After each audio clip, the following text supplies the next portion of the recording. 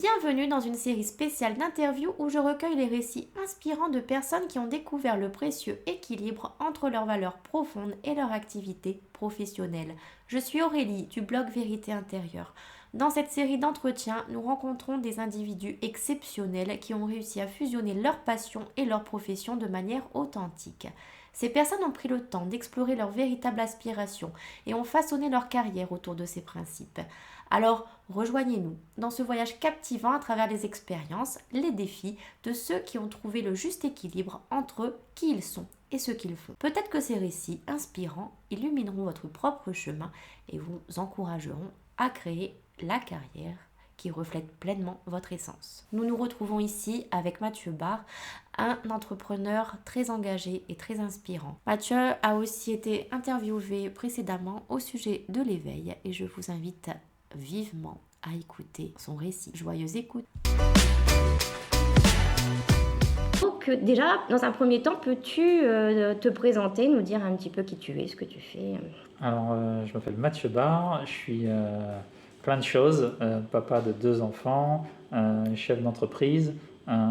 J'ai des activités qui sont autour de la sensibilisation à l'environnement pour le grand public, les scolaires et les entrepreneurs. Donc, je suis voilà, en niveau activité professionnelle sur des projets d'impact positif, on va dire, sur la conscience au niveau de la sensibilisation à Est-ce que tu peux nous en parler un petit peu plus?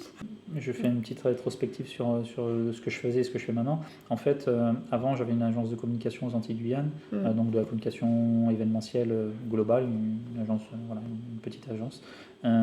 Et en fait, avec ce mouvement en fait, intérieur de conscience, il y avait quelque chose qui n'était plus aligné entre qui j'étais et ce que je faisais.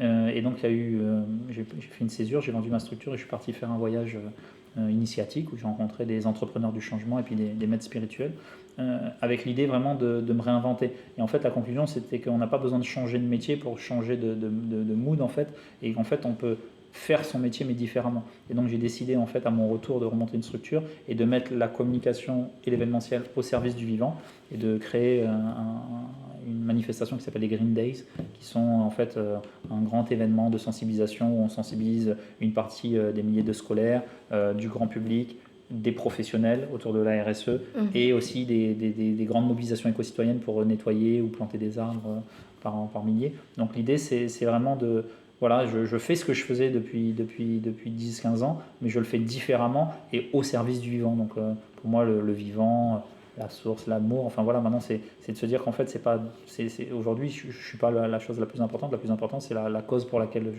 j'œuvre.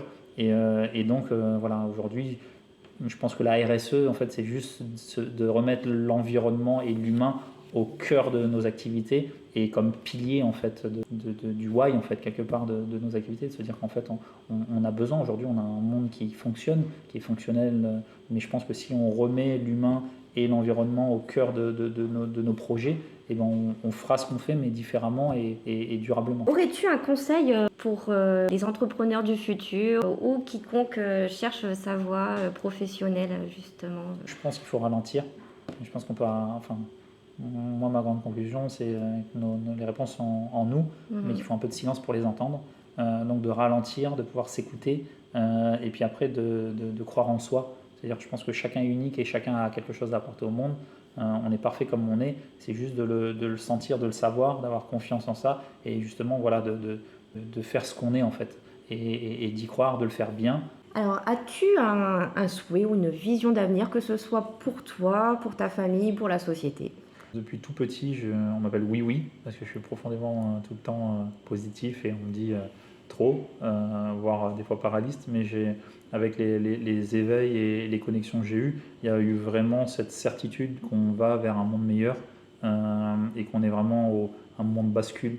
Donc on est dans un moment de transition et on va arriver, je pense, entre les choses positives, justement d'éveil de conscience, de mouvements qui sont en train de se mettre en place, d'humanisme, de prise en compte de l'environnement et du pic qu'on arrive au niveau de l'urgence climatique.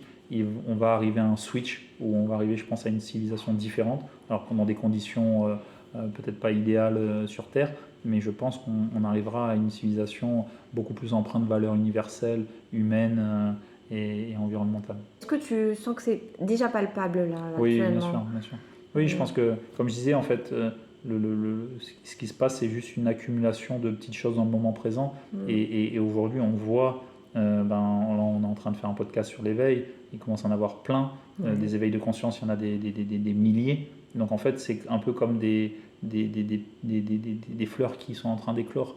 Donc en fait, elles éclorent aujourd'hui de chacun de leur côté, mais bientôt on arrivera à un champ, à une vague, et en fait, ça sera tellement incommensurable que quand ça sera vraiment posé et démultiplié, il n'y aura pas d'autre choix que de toute façon de changer d'état de conscience collective et donc d'avoir un monde différent. Donc je pense qu'il ne faut pas regarder aujourd'hui ce qui est parce que c'est juste la résultante d'un fonctionnement passé, mais de regarder en fait ce qui est en train de naître aujourd'hui pour voir comment ça va être l'avenir. Je te remercie beaucoup Mathieu. Merci à vous pour votre attention. N'hésitez pas à partager si vous avez aimé ce moment de conscience avec nous.